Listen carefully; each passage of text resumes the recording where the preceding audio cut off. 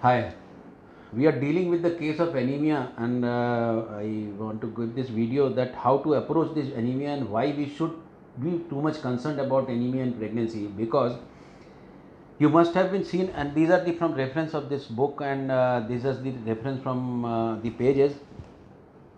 Anemia is lack of hematocrit or lack of oxygen, hemoglobin that is less than suppose 10.5 gram percent. That means it reduces oxygen carrying. That means it reduces energy.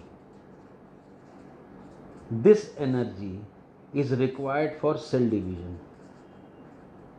This cell division is required for first wave of invasion, which is usually hypoxic, and second wave of invasion that requires intense cell division. If this energy is low, then this will lead to reduced second wave of invasion. This second wave of invasion will lead to reduced size of placenta, reduced size of oxygen transfer capacity, and this will lead to mostly pre-eclamptic toxemia, IUGR. These are two very important thing happens. Second thing, whenever there is a less energy with decreased folate and decreased B12, they lead to hyperhomocystinemia. This hyperhomocystinemia leads to preeclampsia. My experience in my practice is that if I correct this anemia with this folic acid and B12, the chances of getting preeclampsia is very less, or it reduces to a marked extent. So my intention of getting this topic is for this: why to treat anemia and why I am aggressive in reaching the anemia.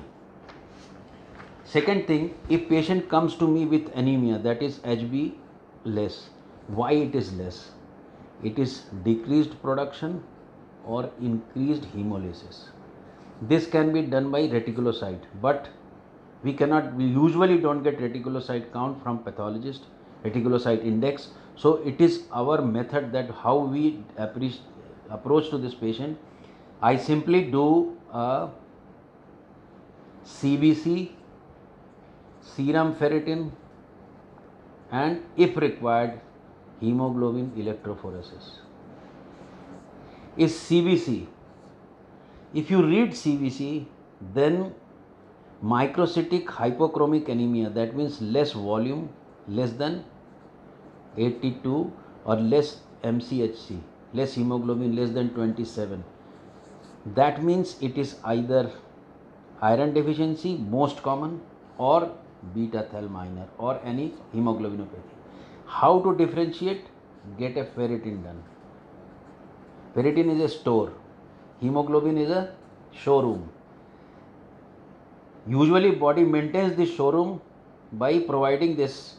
So showroom might be okay, but if you get the go down, it might be less, or it might be high, or it might be normal.